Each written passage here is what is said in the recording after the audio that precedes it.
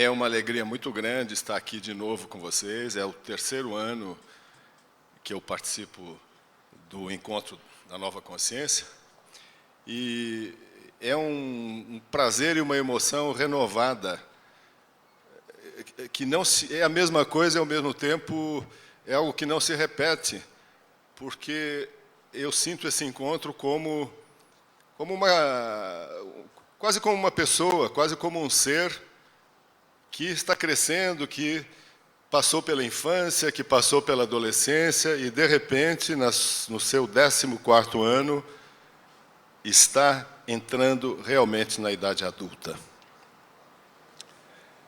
Isso significa que temos ainda muitos e muitos anos pela frente e eu espero estar aqui com vocês ainda muitas e muitas vezes. E também depois de testemunhar todo o esforço heróico que a equipe organizadora desse encontro tem desenvolvido, enfrentando 1000 obstáculos, 1000 dificuldades.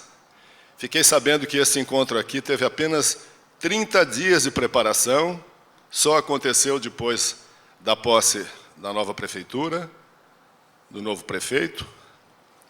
E, portanto, eu, francamente, vou procurar dar o melhor de mim para vocês em relação a esse assunto, mas eu acho que os heróis são os que fazem tudo isso aqui. O herói. O que é o herói? O herói é uma figura humana que existe desde o princípio dos tempos, da história, existiu em todas as épocas, em todas as culturas e civilizações. E o que ele representa? O herói representa uma síntese na própria pessoa dele, na sua trajetória de vida, nos atos que ele pratica. É uma síntese daquilo que existe de melhor naquele momento cultural, naquela civilização em que ele existe e em que ele atua. Nós nos lembramos, todos aqui estudamos nas escolas, dos grandes heróis do passado. Atualmente é um filme que está fazendo muito sucesso por aí, um filme colossal, que é o Alexandre, não sei se já chegou aqui a Campina, e tantos outros, o Troia, que filmes que falam, que apresentam o modelo de herói, como ele era visto e entendido no passado. Como era esse herói do passado? O modelo dele era o do guerreiro conquistador. Ou seja, o general, o soldado, o chefe de Estado, o cônsul romano, que saía por aí à frente dos seus exércitos para fazer o quê? Para conquistar mais terra, para conquistar outros povos, para expandir a esfera de poder da sua nação. Essa concepção de herói foi vigente durante muitos séculos, durante milênios. Na Antiguidade Clássica, depois durante toda a Idade Média. Por exemplo, um herói da Idade Média é o rei Arthur, aquele que, com a desculpa de sair por aí em busca do Graal, com seus cavaleiros da Távola Redonda, invadia países, massacrava populações, se apoderava do comércio desses países dominados e, no entanto, passou a história como um grande herói. E ele realmente o é. Por quê? Porque, no seu momento histórico, quando ele existiu, quando ele fez tudo isso, o conceito de herói era esse. Isso começou a mudar no decorrer do século XX, quando aquilo que a gente chama de Revolução Industrial começou a crescer num ritmo avassalador, produzindo isso que nós estamos vivendo hoje, que é essa sociedade, como nós a chamamos, da produtividade e do consumismo. E com uma série de descobertas científicas, como é o caso da energia atômica e da consequente bomba atômica, bomba de hidrogênio, em que se criou uma situação na qual, pela primeira vez na história da humanidade, a própria humanidade, o nosso planeta, está ameaçado de destruição total por invenções, por tecnologias que o próprio homem criou. É claro que as culturas e as civilizações criam o seu modelo de herói em função das necessidades daquele momento histórico. Se no passado, como eu acabei de dizer, a necessidade era de se invadir outros países, conquistar terras, conquistar poder, os heróis espanhóis que vieram aqui para a América do Sul, em busca do ouro dos nossos indígenas, de repente tudo começou a mudar. Por causa dessa ameaça gravíssima e também porque o consciente e o inconsciente coletivo começou a perceber que nós estávamos caminhando para o abismo, como ainda estamos. Haja visto os gravíssimos problemas de ecologia, de ambientalismo que estamos vivendo nesse momento. A partir daí, começou a se formar a ideia, o modelo de um novo tipo de herói. Um herói cujo objetivo principal não está mais voltado para a conquista, mas sim para a defesa da comunidade e da humanidade como um todo, para a defesa de escalas de valores que realmente são importantes, para a conquista de tesouros mais importantes do que o ouro: conhecimento, sabedoria, uma certa espiritualidade. Um grande mitólogo, talvez o maior do século XX, que foi o americano Joseph Campbell, já falecido há alguns anos, ele foi o primeiro a dizer, curiosamente, que o fato do homem ter posto os pés na Lua, coisa que aconteceu mais ou menos na década de 60, 70, não me lembro muito bem, constituiu um fator fundamental para essa mudança do nosso conceito de herói. Por quê? O porquê me foi respondido, eu tive a sorte de ter me encontrado em São Paulo há uns 10 anos, mais ou menos, com um ex-astronauta americano, Edgar Mitchell, um dos astronautas que estiveram na Lua, um desses pouquíssimos homens que tiveram esse privilégio. Ele foi dar uma conferência em São Paulo e depois houve um jantar para poucas pessoas, eu tive a sorte de ser convidado, sentei-me ao lado desse homem e pude bater um papo com ele. E eu estava ansioso para fazer algumas perguntas, mas eu não queria fazer perguntas que ele já tinha respondido, ou seja, o que ele viu, o que ele descobriu, se tinha disco voador acompanhando a nave dele a caminho da Lua, nada disso. Eu queria saber o que tinha acontecido, o que teria acontecido dentro dele.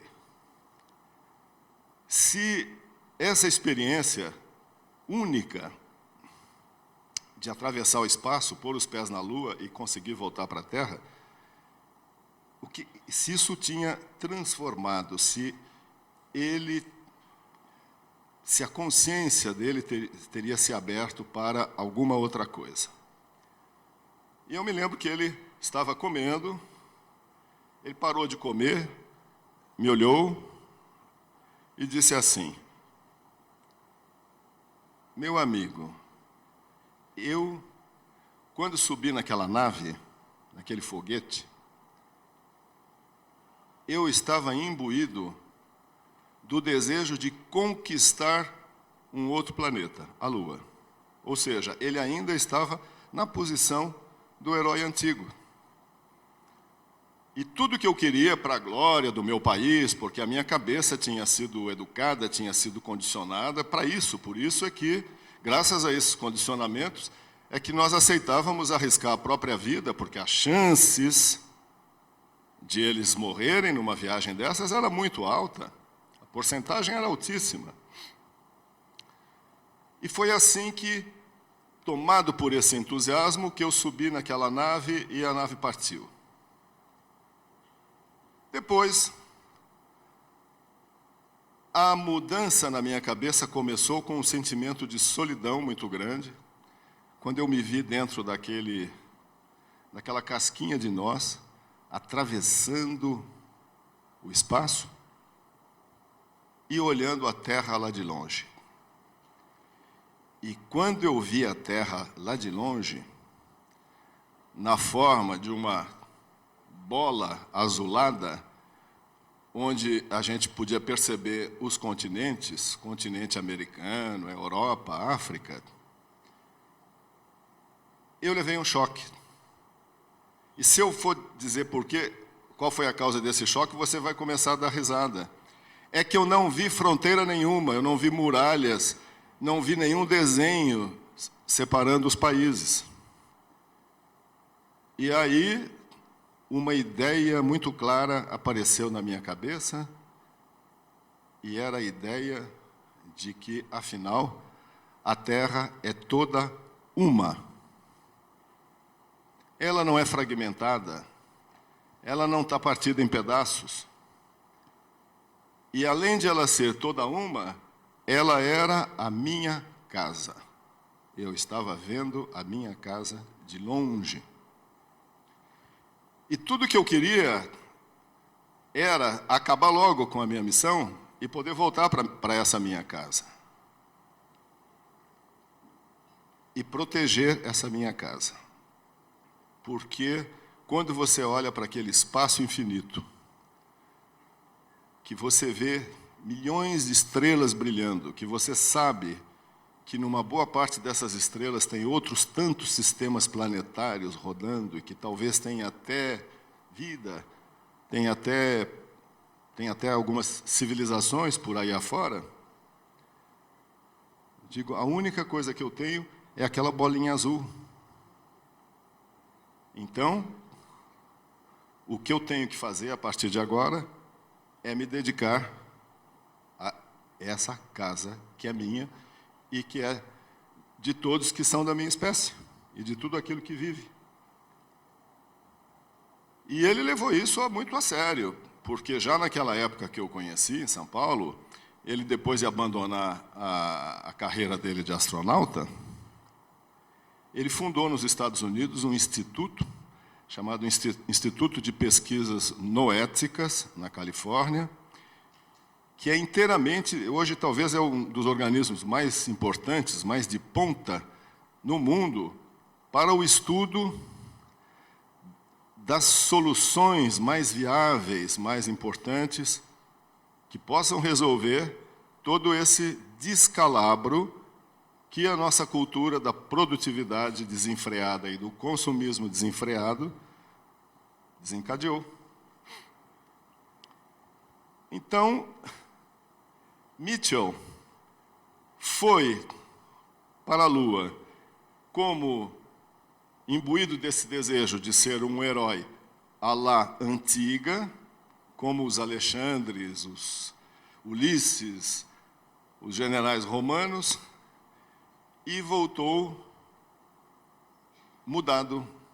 Voltou ainda como um guerreiro, mas não mais um guerreiro bélico, e sim um guerreiro pacífico.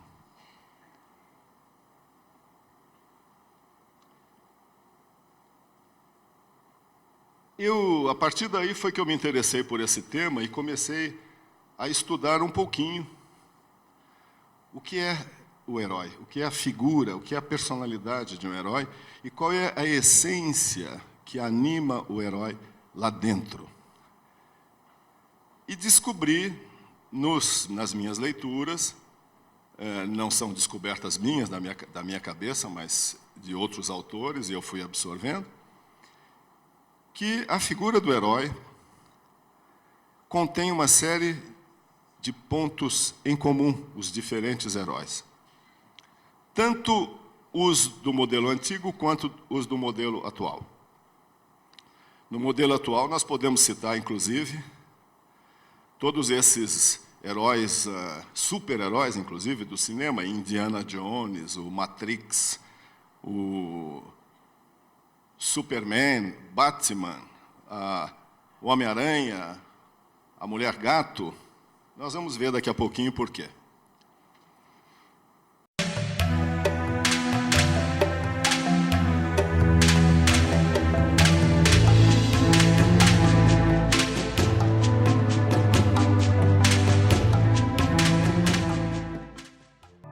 A vida no universo envolve um grande e profundo mistério, que precisa ser descoberto por cada um. Conheça Sofia, a revista que veio ampliar horizontes, desbravando as fronteiras do conhecimento na busca do saber e da paz interior. Informações pelo telefone 0800 61 0020. Sofia, porque uma nova era exige uma nova consciência.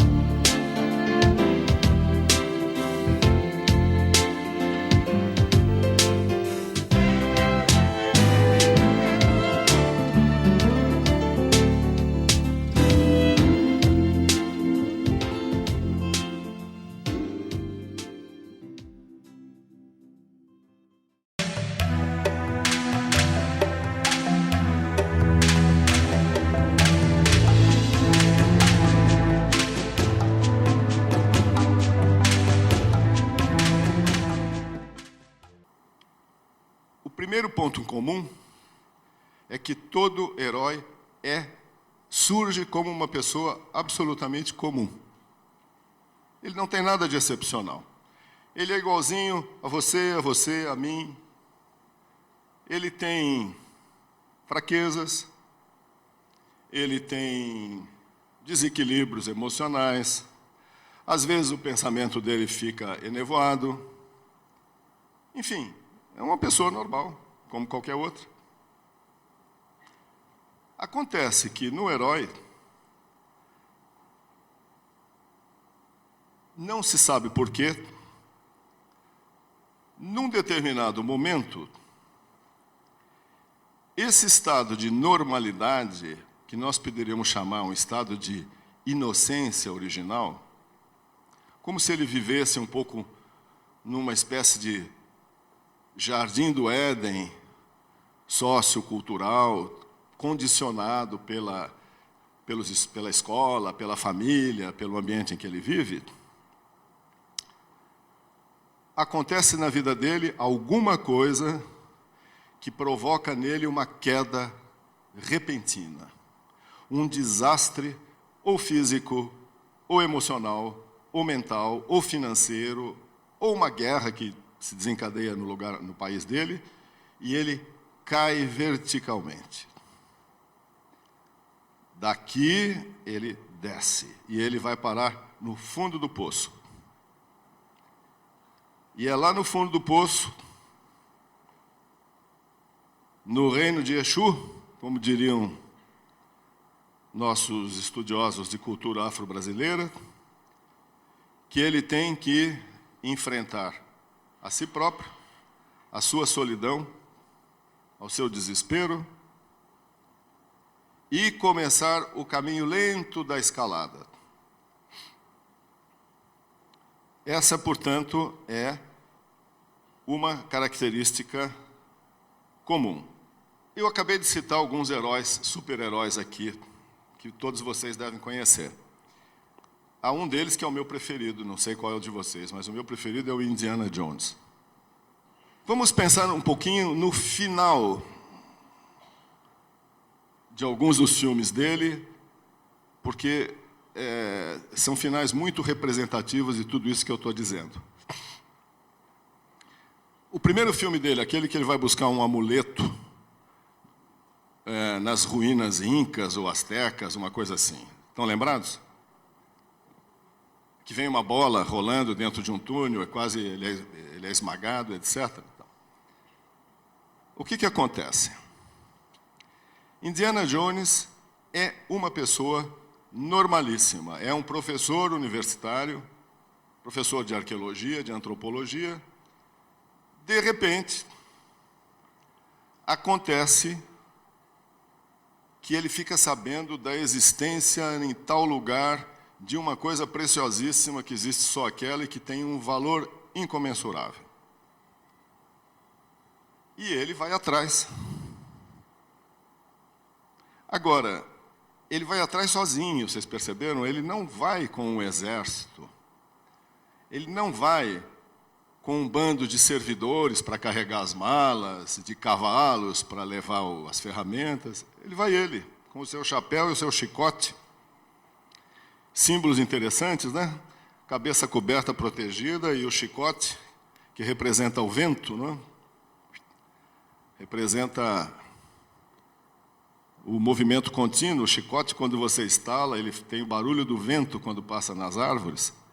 Representa a alma livre desse personagem. Ele, depois de 1000 peripécias, consegue chegar até aquele nicho onde se encontra essa peça, pega a peça e, num certo momento, ele tem que decidir entre segurar essa peça com ele ou arriscar de forma seríssima a própria vida. E o que ele faz? Ele prefere perder a peça depois de tudo que ele fez, aquela joia. Na verdade, era um objeto ritualístico, cujo símbolo é o poder da magia, e conservar a própria vida, porque ele entende que o verdadeiro poder da magia é a própria vida, não é estar naquele objeto.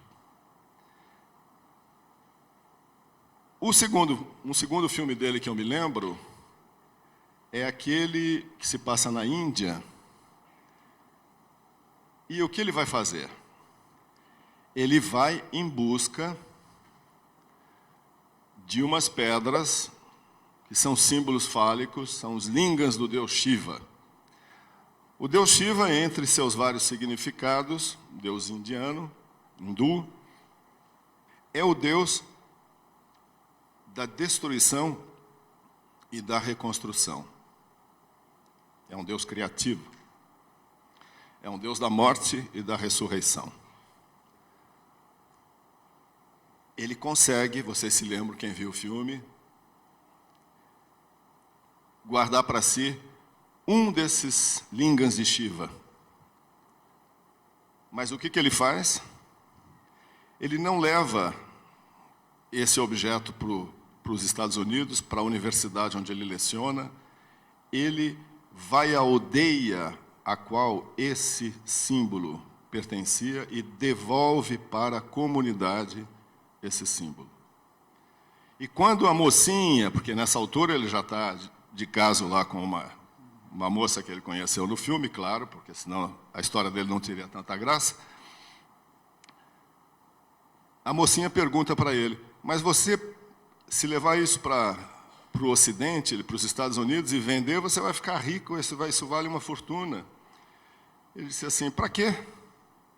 Isso vai acabar na prateleira de um museu, vai acabar numa gaveta da universidade, todo empoeirado. eu devolvi onde isso tem um significado, onde isso é útil, e onde que isso é a comunidade a qual esse objeto pertencia. Um terceiro filme, ou seja, ele, em prol da comunidade, ele abdica da posse do segredo da morte e da ressurreição, que é isso que Olinga significa.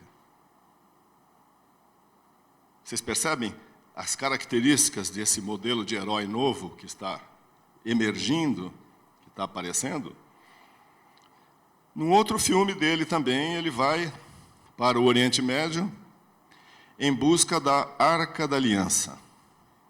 A Arca da Aliança é uma arca, é um objeto citado e comentado na Bíblia, no Velho Testamento, e que simboliza o quê? A Arca da Aliança é a arca que contém a sabedoria última, a sabedoria divina.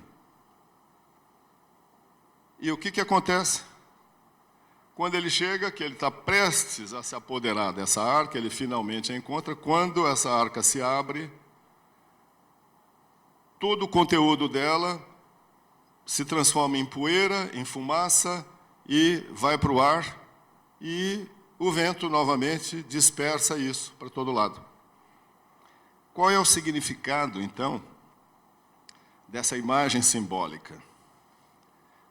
Significa que a sabedoria divina não era para ele conquistar, nem para ele nem para ninguém, para ter a posse daquilo.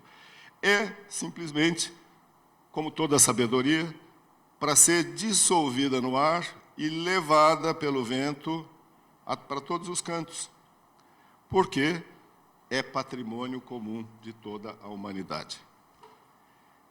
Então, todos esses super-heróis contemporâneos, de certa forma, observam esse modelo. O Superman, que vem de um outro planeta, tudo o que ele quer é ser um simples repórter Clark Kent na redação do jornal dele.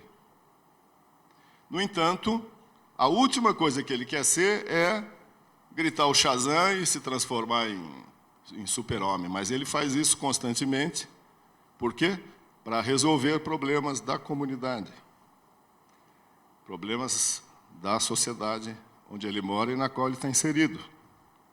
Batman, mesma coisa. Com o personagem, o super-herói Batman, há inclusive uma característica ainda mais interessante.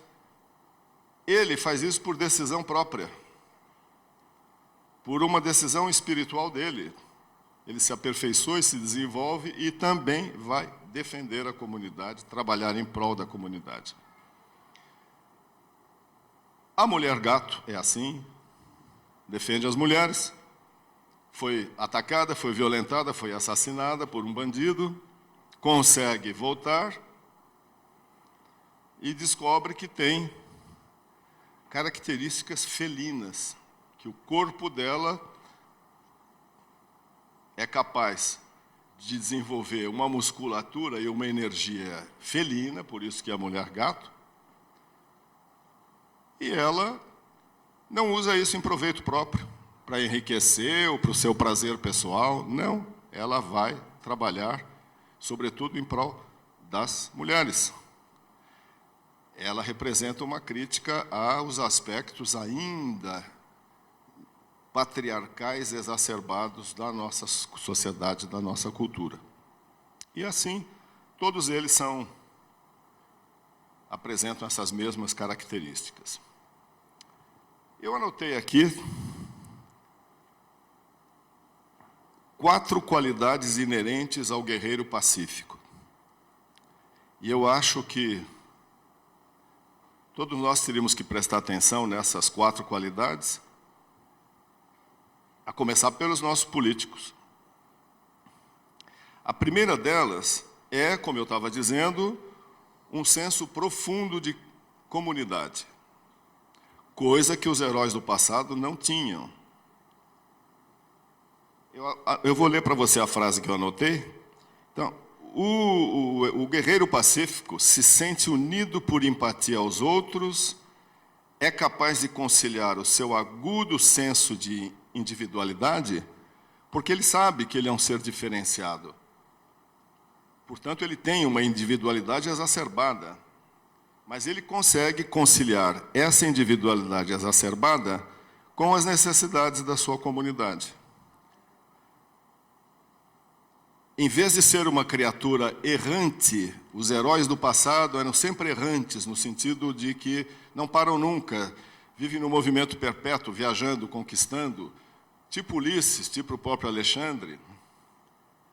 O guerreiro pacífico, não. Ele se estabelece, ele cria raízes, ele assume um compromisso com o lar, com a comunidade, com a cidade e, ultimamente, com o ecossistema. Ou seja, a preocupação ecológica também faz parte da figura do herói contemporâneo.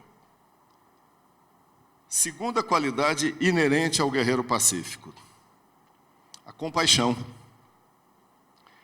Ele se sente unido aos outros. Ele tem uma individualidade exacerbada, mas, ao mesmo tempo, ele percebe o nexo, a ligação fundamental que ele tem com todas as criaturas. E ele assume essa ligação. Aqui, não sei por que eu estou me lembrando de alguma coisa que me foi dita no ano de 73, 74, na Índia, pelo Dalai Lama, com quem eu estive algumas vezes, sobretudo nessa época. Eu morei na Índia há quase um ano, fiz muitas visitas à região onde vivem os tibetanos exilados e tive a chance de me encontrar com o Dalai Lama algumas vezes. Numa dessas vezes, eu visitei na cidadezinha de Dharamsala, onde ele mora até hoje na Índia.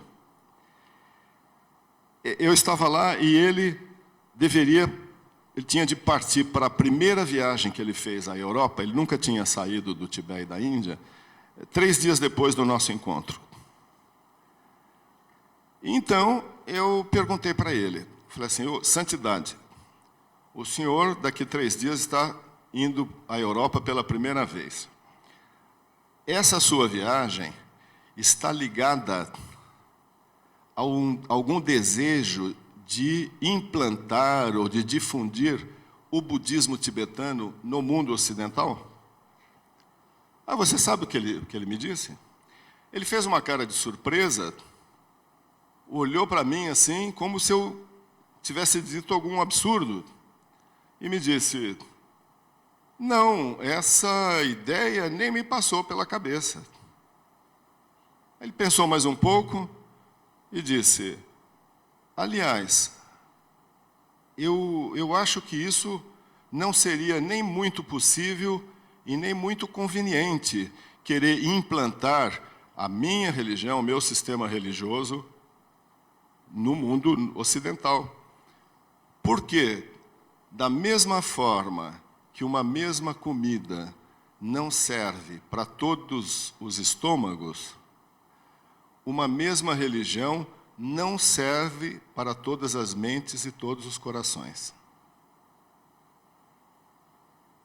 E, como se não bastasse, ele pensou um pouco, olhou bem nos meus olhos e disse assim, como se estivesse me contando um segredo, e disse: aliás, o ideal seria que cada mente e que cada coração criasse a sua própria religião. Vocês percebem a profundidade e a grandeza do que esse homem me disse? Porque esse homem é um papa dos budistas, é um pontífice. A importância dele é equivalente à do nosso João Paulo VI. Ora, eu fui criado como menino dentro da Igreja Católica. E uma frase que se repetia muito nos meus cursos de catecismo, nessas coisas, era: fora da igreja não há salvação. Então, ou você está aí ou você está perdido. De repente, um outro pontífice, um outro papa, chega para mim e me diz que eu tenho a liberdade e o arbítrio, mais do que o direito, eu tenho o dever de criar a minha própria religião a partir daquilo que eu penso e daquilo que eu sinto. Quer dizer, nesse momento, ele assinou para mim um atestado de libertação. Eu sou extremamente grato a esse personagem, não sou budista, embora tenha muito interesse pelo pensamento, pela filosofia, pelas colocações do budismo, mas eu vou morrer em gratidão com ele porque ele me libertou. Desde então, eu conquistei essa qualidade do herói contemporâneo, que eu acho que é a única que eu tenho, francamente falando, que é: frequento uma porção, me interesso muito pela tradição afro-brasileira, tenho cabeça feita no terreiro de São Paulo, pretendo fazer alguma obrigação dentro dessa linha ainda. Por quê? Porque com ela me identifico e que eu acho que praticamente todas as religiões que estão no Brasil são importadas, nasceram em outras culturas, em outros continentes, foram trazidas para cá. E o único fenômeno religioso, autenticamente brasileiro, que é um pouco o espelho da nossa realidade anímica, da alma brasileira, é a Umbanda e cultos correlatos, que ainda estão na infância, que ainda estão dando os primeiros passos, estão quase que engatinhando. Então, tem muitos defeitos. Mas, ao lado desses defeitos, que são os defeitos da extrema juventude, esses sistemas têm também a energia da juventude. E esse desejo do jovem, da criança, de ser livre. Essas são características do herói contemporâneo. Ele quer ser livre e responsável. Uma terceira característica importantíssima do herói contemporâneo, ou guerreiro pacífico, são sinônimos, é a humildade. Mas não a humildade entendida como subserviência, mas sim a humildade de quem se sente e se sabe livre, porém que já entendeu, já percebeu que a liberdade sem responsabilidade não existe, não tem o menor valor. Da mesma forma que a responsabilidade sem liberdade também não tem muito significado. Então, para quem quiser entender o conceito de herói contemporâneo, essas duas palavras são fundamentais: liberdade e responsabilidade.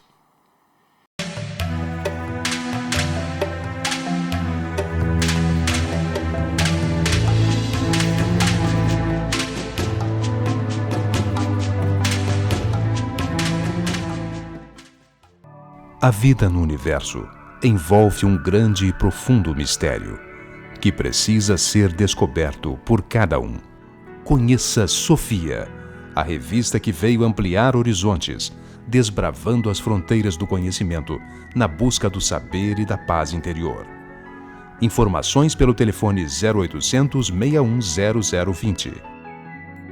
Sofia, porque uma nova era exige uma nova consciência.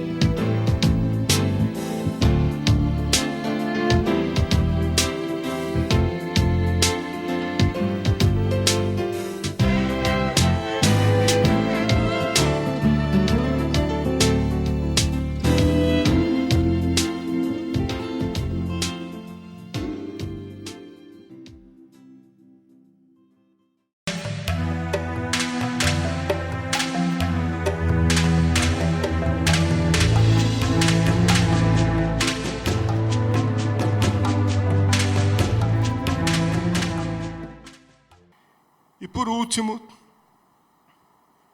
última grande característica do modelo de herói contemporâneo é a consciência de limites, o amor aos limites. O que isso quer dizer? Os gregos antigos, eles acreditavam que só existia um pecado que não tinha remissão. A esse pecado eles davam o nome grego de hybris, se escreve H-Y-B-R-I-S, hybris. O que hybris significa? Significa descomedimento, arrogância, perda do sentido de limites. À primeira vista, para nós, muitas pessoas aqui ouvindo eu falar, talvez não entendam, mas como é que esse pode ser o único pecado que não tem remissão para os gregos? Então, se você comete parricídio, se você mata o seu pai, a sua mãe, os seus filhos, etc., esses pecados podem ser perdoados? Podem ser redimidos? Para os gregos, sim. Você ficava num estado, se você cometesse um desses pecados, uma dessas falhas, você ficaria num estado de sofrimento até a 6ª, 7ª, 8ª geração, não sei, mas depois tudo se dissolvia nas brumas do tempo. O tempo, outro grande orixá, se encarregava de resolver isso. Mas a híbris, não. Por quê? Porque eles diziam que quem não respeitava os limites, não tinha consciência de limite e, portanto, não os respeitava, é porque desejava se equiparar aos próprios deuses. E nem os deuses do Olimpo eram destituídos de limites. Os deuses olímpicos na Grécia, e também os deuses de diversos outros panteões mitológicos, respeitavam limites, sim. Talvez vocês não saibam, mas os deuses olímpicos, eles tinham uma deusa que estava acima de todos os outros. Era a deusa dos deuses. Essa deusa se chamava Ananke, em grego. E você sabe o que é Ananke? Quem sabe o que é Ananke aqui? Ananke é a necessidade. A deusa necessidade, o poder dela, a vontade dela era superior à vontade de todos os demais deuses. Quando Ananke falava, todos os demais baixavam a cabeça. Agora, para que serve a mitologia? A mitologia serve para a gente se espelhar, para a gente espelhar a nossa vida, no nosso dia a dia. Se os deuses respeitavam as determinações da necessidade, o que é que nós temos que fazer? Temos que entender que as coisas muitas vezes acontecem porque são necessárias. E temos que respeitar. Porque você se rebelar contra algo que está acontecendo para você, de bom ou de ruim,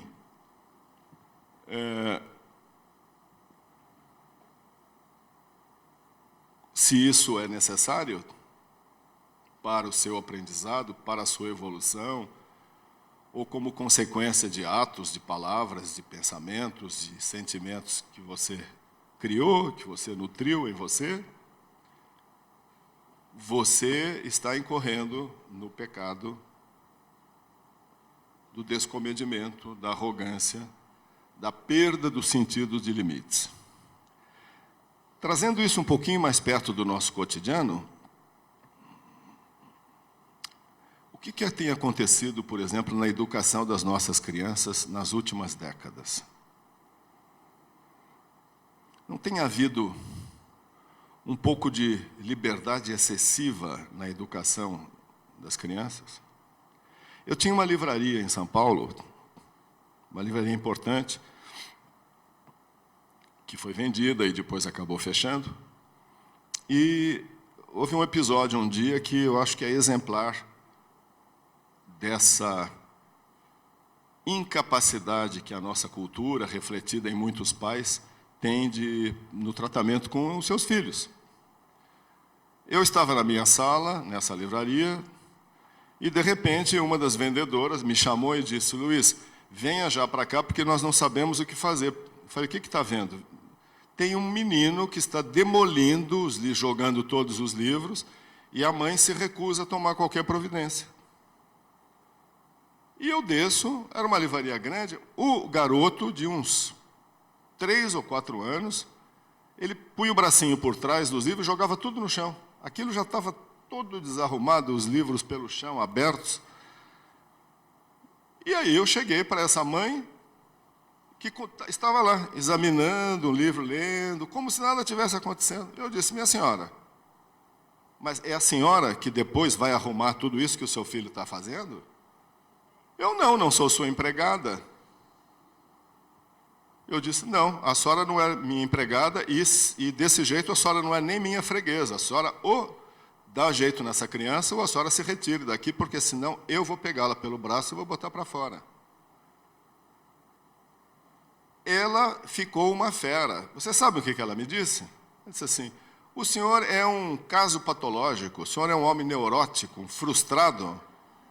Foi, menina, me disse. Eu disse: a senhora pode me explicar por que a senhora está achando isso de mim? Sim, porque eu não vou impor ao meu filho todo o processo de repressão que transformou o senhor nessa batata cozida que o senhor é.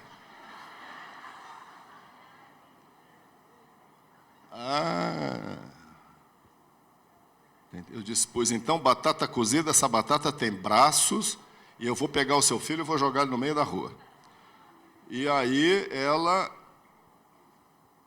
furiosa, pegou a criança, jogou o livro que ela estava lendo longe e foi embora. Bom, claro que aí levamos mais de 1 hora para arrumar tudo aquilo que a criança tinha desarrumado. E eu testemunhei uma quantidade muito grande de episódios desse tipo, que são reveladores de como a nossa cultura, a nossa escola, nesse momento, nas últimas décadas sobretudo, tem perdido esse valor fundamental, que é valor primordial para o personagem heróico, que é a consciência de limites. Nós não ensinamos mais as crianças a desenvolverem esse sentido. O que acontece? Elas se transformam em personagens anti-heróicos, personagens revoltados, assim que vão enfrentar o mundo.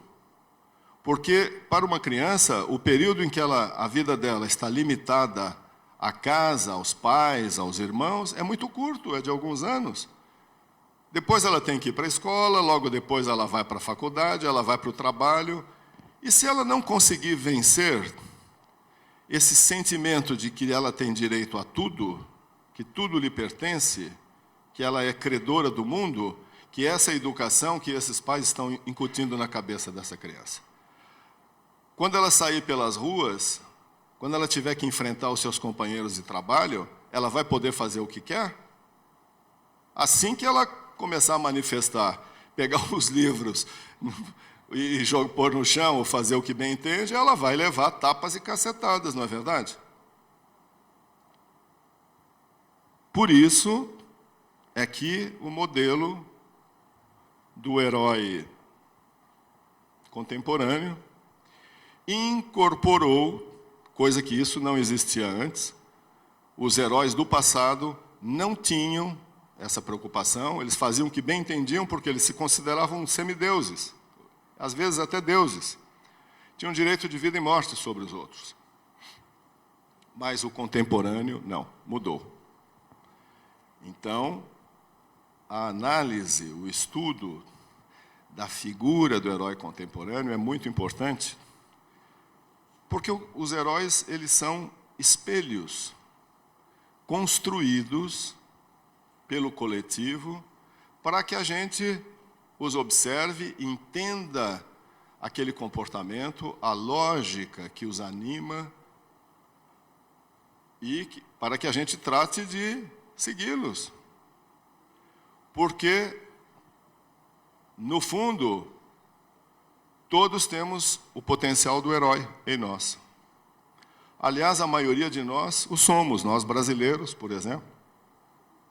É preciso ser herói para viver nesse país diante de tantas complicações, não é, que acontecem para os brasileiros.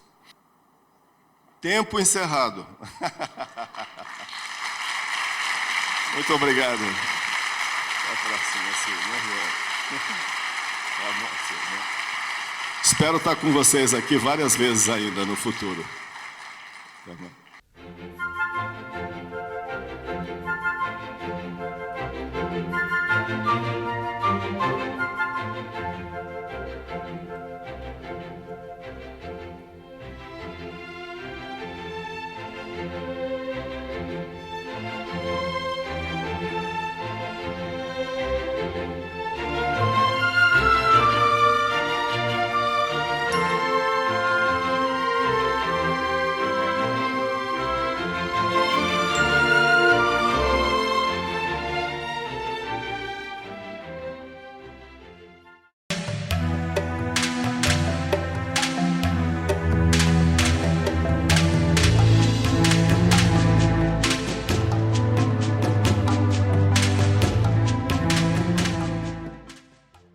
A vida no universo envolve um grande e profundo mistério que precisa ser descoberto por cada um. Conheça Sofia, a revista que veio ampliar horizontes, desbravando as fronteiras do conhecimento na busca do saber e da paz interior. Informações pelo telefone 0800 61 0020. Sofia, porque uma nova era exige uma nova consciência.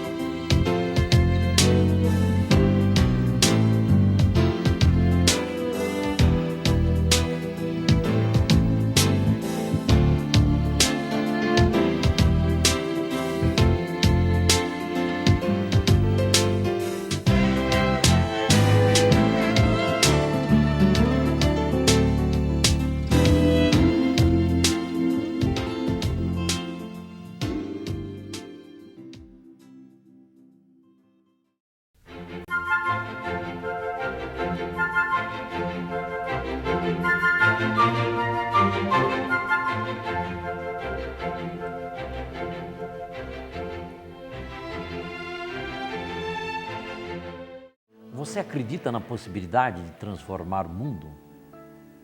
Você quer atuar para transformar o mundo para melhor?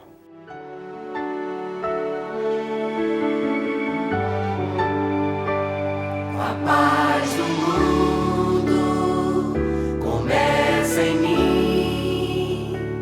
Se eu tenho amor, com certeza sou feliz. Há esperança de um tempo novo. Esse mundo tem jeito?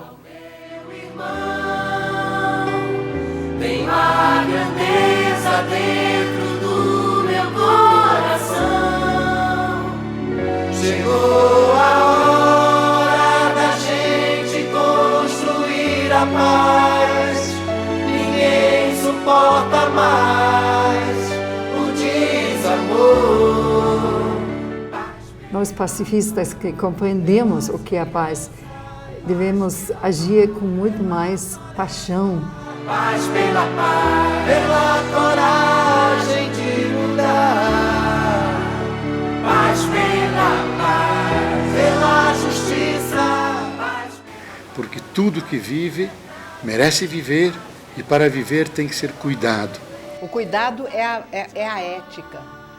Eu acho que todos nós temos dentro de nós mesmos a noção de beleza, verdade e bondade. Em vez da modernidade técnica, que é essa que a gente está aí, a gente construiu uma modernidade ética, em que o fundamento seja a ética, o meio seja a técnica.